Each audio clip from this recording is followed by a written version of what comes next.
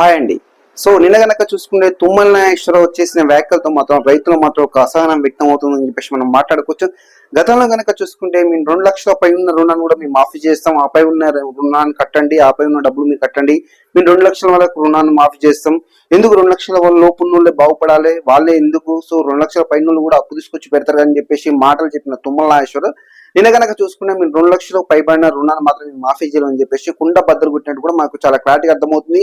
గతంలో గనక చూసుకుంటే జస్ట్ ఒక 5-6 months బ్యాక్ ఏం చెప్పింది తుమ్మల నాగేశ్వరరావు చూసుకుంటే ఆ 2 లక్షల పైబడిన మీరు 5,000 ఉన్నాయా, 10,000 ఉన్నాయా, 20,000 ఉన్నాయా, ఆ అమౌంట్ కడితే మీకు 2 లక్షల వరకు రుణమాఫీ చేస్తామని చెప్పేసి చాలా క్లారిటీగా చెప్పిన తుమ్మల నాగేశ్వరరావు నిన్న గనక చూసుకుంటే రైతులు మాత్రం నిజంగా కనుక షాకింగ్ న్యూస్ అని చెప్పేసి మనం మాట్లాడుకోవచ్చు. సో చూసుకునే కనుక తుమ్మల నాగేశ్వరరావు గతంలో ఏం చెప్పిండు, ప్రస్తుతం ఏం చెప్తుందో అనే విషయాన్ని మీకు ఒకసారి వినిపించే ప్రయత్నం చేస్తాను.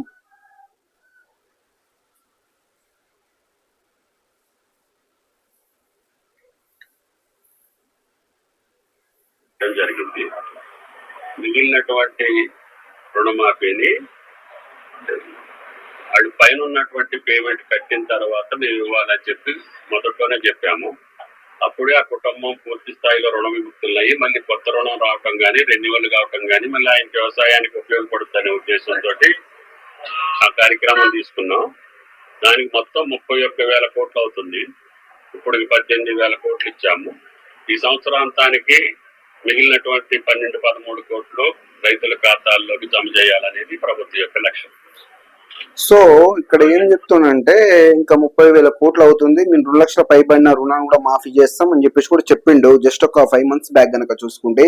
సో ఈ విధంగా చెప్పిన తుమ్మల నాగేశ్వరరావు సో మొన్న గనక చూసుకుంటే రీసెంట్ అసెంబ్లీలో నేను ఏం మాట్లాడుతున్న అంశాలను మనం మాట్లాడుకుంటే ఒకసారి మీకు వినిపించే ప్రయత్నం చేస్తాను. నేను ప్రభుత్వ నిర్ణయం మీకు ఇప్పుడు ప్రత్యేకంగా చెప్పదలుచుకున్నది ఏంటంటే, ప్రభుత్వ నిర్ణయం 2 లక్షల వరకు ఉన్నటువంటి రుణమాఫీ 2 లక్షల పైన లేదు.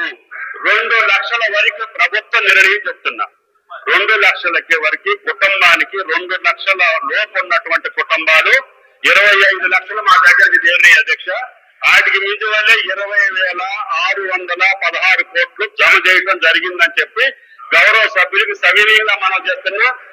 మీరు ఏం చేస్తారంటే 2 లక్షల వరకు ఎట్లాగా చేస్తారన్నాడు కదా తుమ్మల నాగేశ్వరరావు, 2 లక్షల పైబడిన వాటికి కూడా చేస్తున్నాడు కదా, మళ్ళీ ఇప్పుడు కట్టడం ఎందుకు అని చెప్పేసి చాలా మంది ఆపుకున్నారు లిటరల్ కనుక చూసుకుంటే. మళ్ళీ ఇప్పుడు ఏమైంది చూసుకుంటే కనుక మేము 2 లక్షల పైబడిన అసలు చేయం అని చెప్పేసి కూడా చాలా కూడా క్లారిటీ ఇవ్వడం జరిగింది. సో దీని గురించి కూడా చాలా మంది రైతులు మాత్రం చాలా ఫైర్ అవ్వడం జరుగుతుంది. లిటరల్ కనుక చూసుకుంటే ఎక్కడ చూసి కూడా ఇదే టాపిక్ మాత్రం చాలా కూడా ట్రెండ్ అవుతుంది. నేను రీసెంట్ గా మాకు తెలిసిన కొంతమంది మిత్రులను కూడా అడగడం జరిగింది, ఏంటి పరిస్థితి, మరి నువ్వు 2 లక్షల పైబడిన కడితే మరి రుణమాఫీ చేస్తానంటేగా మరి ఏంది మీ పరిస్థితి ఏంటంటే, సో చేస్తానంటేగా 2 లక్షల పైన కూడా చేస్తానంటేగా. అయితే ఇక్కడ ఏమన్నారంటే లిటరల్ కనుక చూసుకుంటే ఇప్పుడు నీకు 2,50,000 ఉన్నాయి అనుకో, నువ్వు 50,000 కడితే నీకు 2 లక్షల రుణమాఫీ చేస్తారు అని చెప్పేసి కూడా చెప్పడం జరిగింది. సో మరి ఇప్పుడు మళ్ళీ ఏమైనా 2 లక్షల పైబడిన కూడా చేస్తారంటేగా అన్న ఉద్దేశంతో చాలా మంది కూడా ఆపుకోవడం జరిగింది. ఇప్పుడు కనుక చూసుకుంటే లిటరల్ కనుక 2 లక్షల పై ఉన్నది మీరు రుణం కట్టినా కట్టకుండా, డబ్బులు కట్టినా కట్టకుండా మీరు మాత్రం 80% మాఫ్ చేయమని చెప్పేసి కుండ బద్దలు కొట్టినట్టు కూడా చెప్పడం జరిగింది లిటరల్ కనుక చూసుకుంటే. సో చూసుకుంటే కనుక ఇప్పుడు రైతు బంధు కావచ్చు, రుణమాఫీ కావచ్చు, ఏది కనుక చూసుకున్నా కూడా అన్ని అర్ధాంతరాన్ని ఆగిపోతాయని చెప్పేసి మనం మాట్లాడుకోవచ్చు. మీరు ఇంతవరకైనా ఒక లిమిట్ పెట్టాలి, 10 ఎకరాలు ఇస్తారా లేకపోతే 5 ఎకరాలు ఇస్తారా అని చెప్పేసి ఇది వరకు ఇస్తామని చెప్పేసి అంటే రైతు కూడా ఒక క్లారిటీ సరే మనకి 2 ఎకరాలు ఉంది, సో మనకి ఇంతవరకు రైతు బంధు వచ్చింది అని చెప్పేసి కూడా చాలా మంది కూడా సరే అని చెప్పేసి సరే అని చెప్పేసి వాళ్ళు అనుకునే పరిస్థితి ఉంటుంది. ఇప్పుడు కనుక చూసుకుంటే ఎక్కడ చూసినా కూడా ఇదే పరిస్థితి ఏర్పడుతుంది. మనం కనుక చూసుకుంటే రైతు బంధు ఇప్పుడు 3 ఎకరాలకు 5 ఎకరాలకు అని చెప్పేసి కూడా చెప్పడం జరుగుతుంది. మరి ఇక్కడ లోపం ఎక్కడ జరుగుతుంది, ప్రాబ్లం ఎక్కడ జరుగుతుంది అంటే చూసుకుంటే కనుక రీసెంట్ గా మనకు రేవంత్ రెడ్డి అసెంబ్లీలో చెప్పిన విషయం ఏంటంటే, సో ఆర్థిక సంక్షోభం వచ్చింది రాష్ట్రంలో, డబ్బులు లేవు, 30,000 కోట్లు అవసరం ఉంటుంది, నాకు వచ్చేది కేవలం 18,000 కోట్లే, దాంట్లో వచ్చేసి మేము 6,500 కోట్లు ఉద్యోగుల జీతభత్యాలు ఇస్తాను, 6,500 కోట్లు మామూలు గత ప్రభుత్వం చేసిన అప్పులకే కట్టేస్తున్నాను, సో నన్ను ఏం చేయమంటారు, నా పరిస్థితి దీనంగా ఉంది, నన్ను ఏం చేయమంటారు అని చెప్పేసి కూడా చాలా కూడా దీనంగా మాట్లాడడం జరుగుతుంది. సో ఇక్కడ చాలా మంది రైతులు కావచ్చు, కొంతమంది కార్యకర్తలు కావచ్చు, కొంతమంది పబ్లిక్ కావచ్చు చెప్తున్న విషయం ఏంటంటే, మీరు రెవెన్యూని పెంచుకునే పరిస్థితి దానికి ప్రత్యామ్నాయ మార్గాలు ఏర్పరచుకోవాలి. సో ఏ విధంగా జనరేట్ చేసుకోవాలి రెవెన్యూ, సో మన రాష్ట్ర ఆదాయాన్ని ఏ విధంగా పెంచుకోవాలి అని ఆలోచించాలి తప్పించేసి మేము ఒక నెల పాల బిల్లు ఉంచుతాం, ఒక నెల అది ఇల్లు కిరాయి ఇస్తాం అని చెప్పేసి చెప్పడం కరెక్ట్ కాదని చెప్పేసి ఫక్తు కాంగ్రెస్ వాళ్ళు కూడా మాట్లాడడం జరుగుతుంది. సో ఇక్కడ రుణమాఫీ గురించి మరి ఇంకా క్లారిటీ వచ్చింది కూడా చాలా మంది కూడా కొంతమంది ఫైర్ అవ్వడం జరుగుతుంది. ఇంకా రైతు బంధు విషయం, రైతు భరోసా విషయానికి వస్తే మాత్రం చాలా మంది కూడా అసలు ఏం చేస్తారో ఏమంటారో అర్థం కాని పరిస్థితి. లెటర్ కనుక చూసుకుంటే రైతు భరోసా రావట్లేదు, ఏంది పరిస్థితి, ఇన్ని రోజులు అయింది రైతు భరోసా రాలేదు, ఇస్తారన్న రైతు భరోసా ఇవ్వలేదు సార్. 15,000 ఇస్తారన్నాడు, ఆ 10,000 పోయినాయి, 12,000 అయినా 12,000 పోయినాయి, ఎక్కడ పోయినా లింకులు పెట్టేసి అని చెప్పేసి చాలా మంది రైతులు కూడా ఫైర్ అవడం జరుగుతుంది. దీని గురించి కొంతమంది కాంగ్రెస్ నాయకులు చెప్తున్న విషయం ఏంటంటే మావాడు ఒక్కడు కూడా క్లారిటీ ఉన్నట్టే ఏం చేస్తుండో ఏం కూడా అర్థం కాని పరిస్థితి. సో ఇచ్చిన క్లారిటీ, ఇచ్చిన గ్యారంటీలు పర్ఫెక్ట్ అమలు చేస్తే అయిపోతే, ఎందుకంటే రేపు ముందు రాబోయే రోజుల్లో స్థానిక సంస్థల ఎన్నికలనే. సో మరి మేము ఏ విధంగా అడగాలి, మేము ఒక కాంగ్రెస్ పార్టీ కార్యకర్తగా సో నేనే కష్టపడి వాళ్ళతో ఓటు వేయించిన రేపు నా పరిస్థితి ఏంది, నేను ఏ విధంగా అడగాలని చెప్పేసి కూడా లిటరల్లీ వాళ్ళు మాట్లాడడం జరుగుతుంది. వాళ్ళు అడుగుతున్నారు లిటరల్లీ కనుక చూసుకుంటే. నేను చాలా మంది అడిగిన ఏంది బాబు పరిస్థితి ఇట్లా, మరి చాలా మంది రైతులు ఇట్లా అంటారుగా, మరి ఏంటి పరిస్థితి ఏంటంటే మాకే అర్థం కాని పరిస్థితి ఉంది. చూసుకుంటే కనుక వాళ్ళు ఎందుకు ఇస్తారు హామీలు, సో మేము ఏం చెప్పినాం 420 420 హామీలు ఇచ్చిరు. సో చూసుకుంటే కనుక అందులో ఒకటి మహాలక్ష్మి పథకం ఒకటి సక్సెస్ అయిందని చెప్పుకోవచ్చు, 100%. దాంట్లో డోకా ఇటువంటి లేదు. 200 యూనిట్స్ కరెంట్ కూడా అది కూడా కొద్దిగా సక్సెస్ అయిందని చెప్పుకోవచ్చు, అంటే ఒక 50% అయిందని చెప్పొచ్చు. అది మామూలుగా 500 రూపాయల గ్యాస్ అది కూడా కొద్దిగా సక్సెస్ అయిందని చెప్పుకోవచ్చు, అది 50% అయిందని చెప్పచ్చు. సో ఇవి కేవలం ఈ 3 మాత్రమే మన కళ్ళ ముందు కనిపిస్తుంది. చూసుకునే కనుక మేలకు 2,500 ఇస్తారన్నారు, అది అంటే ఉందంత కొంత లేదు. సో రైతు భరోసా మాత్రం నిజంగా కనుక ఉన్న ఫ్యాక్ట్ చెప్పాలంటే చాలా మంది రైతులు చెప్పిన విషయం నేను చెప్తున్నా, ఇది నేను వ్యక్తిగతంగా చెప్తున్న విషయం కాదు. సో చాలా మంది రైతులు మాత్రం రైతు భరోసా రాదని చెప్తున్నారు. కొంతమందికి 3,000 పడుతుందంటారు, కొంతమంది 4,000 పడుతున్నారు, కొంతమందికి 5,000 పడుతున్నారు, అసలు ఇచ్చే 6,000 కూడా ఇవ్వట్లేదని చెప్పేసి చాలా మంది కూడా మాట్లాడడం జరుగుతుంది. మరి అది ఎందుకు జరుగుతుంది, మన లోపం ఎక్కడ జరుగుతుంది? గత ప్రభుత్వం పర్ఫెక్ట్ ఇచ్చినప్పుడు ప్రస్తుత ప్రభుత్వానికి ప్రాబ్లం ఏమొచ్చింది ఇవ్వడానికి అనే అంశాలు కనుక మనం మాట్లాడుకుంటే రియల్ ఎస్టేట్ వ్యవస్థ సర్వనాశనం అయిపోయిందని చెప్పేసి మనం మాట్లాడుకోవచ్చు. హైడ్రా అని, మూసి అని చెప్పేసి, అది ఇవి అని చెప్పేసి, ఇప్పుడు FTL బఫర్ జోన్ అని చెప్పేసి కేవలం పేద ఇల్లు కూలగొట్టడం, పెద్ద పెద్ద కాంట్రాక్టులు భయపడడం, హైదరాబాద్ రావాలనే భయపడడం. సో ఎందుకంటే ఇప్పుడు కాంట్రాక్టులు అవి చేస్తే రిజిస్ట్రేషన్ ఫీజు అని అదని ఇదని మన్ను మశానం అని చెప్పేసి కొంత ప్రభుత్వానికి ఆదాయం వచ్చే అవకాశం ఉంటుంది. ఇప్పుడు కనుక చూసుకుంటే హైదరాబాద్ కూడా రావడానికే భయపడుతున్నారు, హైదరాబాద్ ఇల్లు కొనడం దేవుడేరు, హైదరాబాద్ రావడానికే భయపడుతున్నారు. వద్దురా బాబు హైదరాబాద్ వచ్చి అక్కడ ఇల్లు కొంటే ఎక్కడ FTL ఎక్కడ బఫర్ జోన్ అని చెప్పేసి ఇల్లు కూలగొడతారని చెప్పేసి చాలా మంది కూడా భయపడడం జరుగుతుంది. లెటర్ కనుక చూసుకుంటే సో దీనివల్ల కొద్దిగా రెవెన్యూ తగ్గిందని చెప్పేసి కొంతమంది విశ్లేషకులు మాట్లాడడం జరుగుతుంది. మరి ఏ విధంగా రెవెన్యూ పెంచుకోవాలి, రాష్ట్రానికి రెవెన్యూ ఏ విధంగా పెంచాలి, ఇస్తామన్న హామీలు ఏ విధంగా ఇవ్వాలి, అది ఆలోచించాలి. అంతేగాని చెప్పేసి రాష్ట్రం అప్పుల పాలైంది, సో మేము దివాళా తీసినామని చెప్పేసి ఏ ఒక్క ముఖ్యమంత్రి కూడా బహిరంగంగా చెప్పకూడదని చెప్పేసి నా వ్యక్తిగత అభిప్రాయం. ఇది కూడా చాలా మంది విశ్లేషకులు ఇదే చెప్తున్నారు. సో ఇప్పుడు మన ఇంట్లో ఏమైనా ప్రాబ్లం ఉందనుకో మన ఫ్యామిలీ మెంబర్స్ వరకు మనం డిస్కస్ చేయాలి, అంతేగాని చెప్పేసి ఊరు మొత్తం చెప్పేసి అరే బాబు నాకు ఇది ప్రాబ్లం ఉంది అని చెప్పేసి ఇట్లా దీన పరిస్థితులు అని చెప్పి పరిస్థితి వచ్చి సో నలుగురిలో ఇప్పుడు అపోజిషన్ కి మీరు అవకాశం ఇచ్చినట్టు అవుతుంది. సో ఈ ముఖ్యమంత్రి ఏం చేస్తుందని చెప్పేసి అపోజిషన్ మాట్లాడడానికి అవకాశం ఉంటుంది. సో అవకాశం ఇవ్వకూడదని చెప్పేసి నా వ్యక్తిగత అభిప్రాయం. మీరు ఉంటే మీరు డిస్కస్ చేయండి, బాబు ఇది ఒక రౌండ్ టేబుల్ సమావేశం ఏర్పాటు చేయండి. సో చూసుకుని ఇది పరిస్థితి, ఇది మన రాష్ట్ర పరిస్థితి ఉంది, సో మన దగ్గర ఇంత అమౌంట్ ఉంది, మనం ఏం చేద్దామని చెప్పేసి మీరు మాట్లాడుకుంటే ఓకే. కానీ చెప్పేసి ఇప్పుడు మీరు అసెంబ్లీలో మాట్లాడేసరికి చాలా మంది కూడా దాని గురించి చాలా మంది కామెంట్ చేస్తున్నారు. ఈవెన్ బీఆర్ఎస్ కావచ్చు, బీజేపీ వాళ్ళు కావచ్చు, ఎవరు కూడా కావచ్చు, చాలా మంది కూడా కామెంట్ చేయడం జరుగుతుంది. ఏంది పరిస్థితి, రాష్ట్రం దివాళా తీసిందా, ఏంది 10 సంవత్సరాలు బ్రహ్మాండంగా ఉంది, అందరికి రైతు బంధు వచ్చింది, రైతు భరోసా వచ్చింది, కళ్యాణ లక్ష్మి వచ్చింది, షాదీ ముబారక్ వచ్చింది, రైతు బీమా వచ్చింది, ఇన్ని పథకాలు ఏ ఒక్క ఇబ్బంది పడకుండా వచ్చింది. ఇప్పుడు చూసుకుంటే కనుక 15 నెలలకే 1,58,000 కోట్లు అప్పు తీసుకొచ్చిండు. ఇప్పుడు కనుక చూసుకుని మన రాష్ట్రం దివాళా తీసింది అంటాడు. ఆ డబ్బులు ఏడుపోయినాయి, ఎక్కడ ఇచ్చినాయి, ఎవరు మింగిరు అని చెప్పేసి కూడా చాలా మంది బీఆర్ఎస్ వాళ్ళు కావచ్చు, కొంతమంది సోషల్ మీడియా జర్నలిస్టులు కావచ్చు, కొంతమంది వేరే బీజేపీ వాళ్ళు కూడా మాట్లాడడం జరుగుతుంది. 1,58,000 కోట్లు తీసుకొస్తే ఏం చేసారు వాళ్ళు అని చెప్పేసి చాలా దాని గురించి లెక్కలు కూడా అడగడం జరుగుతుంది. కళ్యాణ లక్ష్మి రాలే, షాదీ ముబారక్ రాలే, రైతులకు ఇస్తామన్న బోనస్ రాలే, ఏది కూడా రాలే, కొన్ని డబ్బులు ఎడిపోతున్నాయి అని చెప్పేసి చాలా మంది కూడా మాట్లాడడం జరుగుతుంది. మరి దీని గురించి మరి వాళ్ళ సమాధానం చెప్తారా, వీళ్ళు సమాధానం చెప్తారా కూడా ఎవరికి అర్థం ఉన్న పరిస్థితి. దీని గురించి హరీష్ రావు కూడా చాలా కూడా మాట్లాడడం జరుగుతుంది. నిన్న కనుక చూసుకుంటే నాన్ స్టాప్ గా 2 గంటలు కూడా మాట్లాడడం జరుగుతుంది. రైతు భరోసా గురించి, కళ్యాణ లక్ష్మి గురించి, ఆటో కార్మికుల గురించి, అందరి గురించి కూడా మాట్లాడడం జరుగుతుంది. మరి దీని గురించి కూడా ఏ ఒక్కరు కూడా రెస్పాండ్ అయిన దాఖలాలు అయినట్టుగా మనకు అర్థం కావడం లేదు. లిటరల్ కనుక చూసుకుంటే ఎక్కడ ఏమైనా కూడా ఏదైనా కూడా రైతులను ఇబ్బంది పెట్టకూడదని చెప్పేసి నా యొక్క వ్యక్తిగత రిక్వెస్ట్. సో చూసుకుంటే కనుక మరి మీరు రైతులు, ఎందుకంటే గత ప్రభుత్వం చేసిందా చేయలేదని సెకండరీ థింగ్. గత ప్రభుత్వాన్ని మీరు పక్కన పడేయండి, గత ప్రభుత్వం గురించి అసలు ఆలోచించాల్సిన అవసరం లేదు. వాళ్ళు చేసిరా చేయలేదా, వాళ్ళు చేసిరా చేయలేదు అనేది అది ఒక పాత చింతకాయ పచ్చడి టైప్ అని కూడా అనుకోవద్దు. ఎందుకంటే అది ప్రభుత్వం ఓడిపోయింది, దాన్ని ఓడి పట్టించుకోడు. ప్రస్తుతం ఉన్న ప్రభుత్వం గురించి మాట్లాడాలి మనం కనుక చూసుకుంటే. గత ప్రభుత్వం మీరు ఇవ్వలేదు, మీరు అరే బాబు మీరు ఇవ్వలేదు అని చెప్పేసి వాళ్ళని ఓడగొట్టి వాళ్ళని తీసుకొని పక్కన పడేసారు. వాళ్ళు పక్కన ఉన్నారు, వాళ్ళ అపోజిషన్ ఉన్నారు, వాళ్ళ పాత్ర వాళ్ళు బ్రహ్మాండంగా పోషిస్తున్నారు. సో మీరు అధికార పార్టీలో ఉన్నారు, మీరు ఏం చేస్తున్నారు అనే విషయాలు కనుక మనం మాట్లాడుకుంటే అదే మనకు మీనింగ్ కావాల్సిందే. అధికార పార్టీ ఉన్నది మీరేం చేస్తున్నారు, మీరు ప్రజలకు ఏం చెప్పగలుగుతున్నారు. ఇప్పుడు కళ్యాణ లక్ష్మి అన్నారు, షాదీ ముబారక్ అన్నారు, ఇప్పుడు 2,500 మహిళకి ఇస్తామన్నారు, ఈ ఫ్రీ బస్ ఇస్తున్నారు, ఫ్రీ బస్ ఇస్తారు ఓకే. బట్ ఏంటంటే ఫ్రీ బస్ వల్ల జనాలు లేడీస్ ఏం చేస్తారు, వాళ్ళ పని పాట లేకుండా మొత్తం ఎక్కుతారు. సో మామూలు ఏం చేస్తారు వీడు జెంట్స్ మాత్రం పాపం కష్టపడి వేరే ఆటోలకు వాటి వీడియో పోవాల్సి వస్తుంది.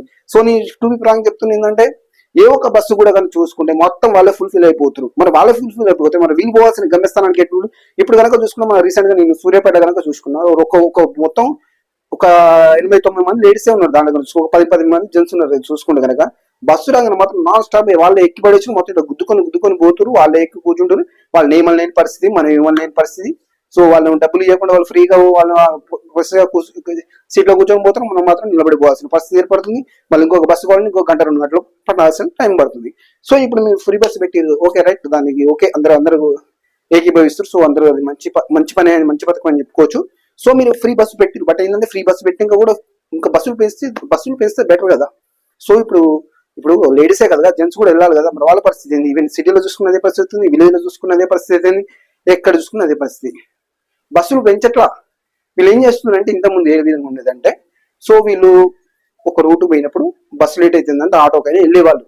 బట్ ఇప్పుడు ఏం చేస్తున్నారంటే ఆటోకి ఎందుకు వెళ్ళాలి, సో బస్సులో వెళ్దామని చెప్పి వీళ్ళు బస్సులు అందరూ బస్సులు వెళ్ళేసరికి సో అక్కడ దెబ్బ అయిపోయి అంతా కూడా చికాకు అయిపోతుంది లిటరల్ గా మాట్లాడుకుంటే.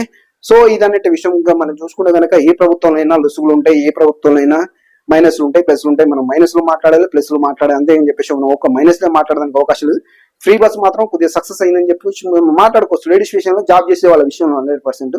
అంతేగాని చెప్పేసి రోజు వారు కూలి చేసుకునే వాళ్ళకి వాళ్ళు ఎప్పుడు అమ్మసాపున్నానికి ఎటో పోతారో వాళ్ళకి పెద్ద యూజ్ ఏం కాదని చెప్పేసి మాట్లాడుకోవచ్చు.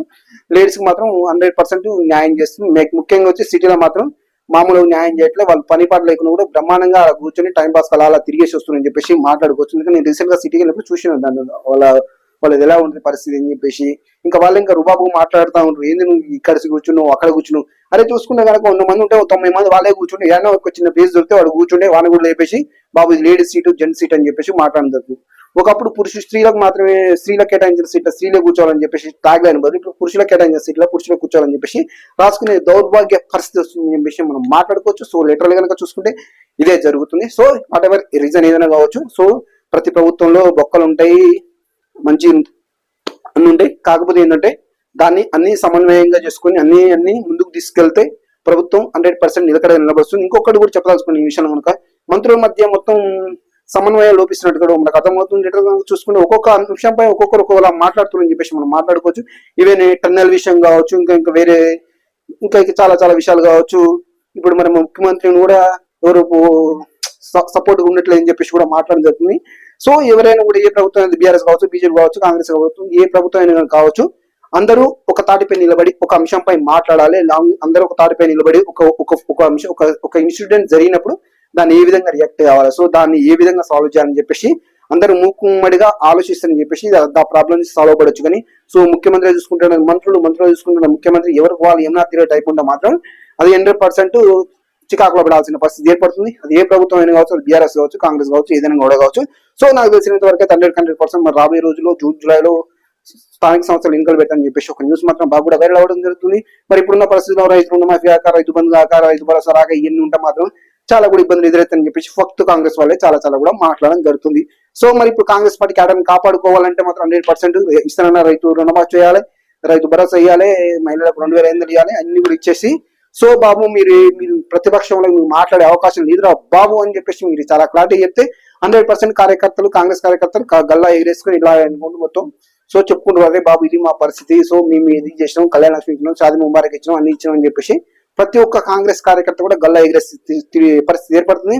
దేని పక్షంలో కనుక చూసుకుంటే కనుక మళ్ళీ పోయిన గాడికలు ఏమైంది మా రైతు బంధు రాలే, రైతు రుణమాఫీ కాలే, ఏంది మా పరిస్థితి అని చెప్పేసి వాళ్ళు మాట్లాడే పరిస్థితి ఏర్పడుతుంది. లిటరల్ కనుక చూసుకుంటే వాట్ ఎవర్ రీజన్ ఏది ఏమైనా కూడా 100% కాంగ్రెస్ బీఆర్ఎస్ ని దింపి కాంగ్రెస్ ని బయటికి తీసుకొచ్చినందుకైనా సో మీరు ఒకసారి నిలబెట్టుకుంటే నెక్స్ట్ టైం అవకాశం ఇచ్చే అవకాశం ఉంటుంది. ఎందుకంటే చూసుకుంటే కనుక కాంగ్రెస్ ఫక్త్ మొన్న పోయినసారి బీఆర్ఎస్ ని యాంటీ ఉండి కాంగ్రెస్ ని సపోర్ట్ చేసిన సోషల్ మీడియా మొత్తం కనుక ఇప్పుడు మరి కాంగ్రెస్ కి యాంటీ అయింది ఏమైందో కూడా తెలియట్లేదు. లిటరల్ గా మాట్లాడుకుంటే మళ్ళీ ఏం చెప్తారు, వీళ్ళు నీతి వాక్యాలు చెప్తున్నాడు.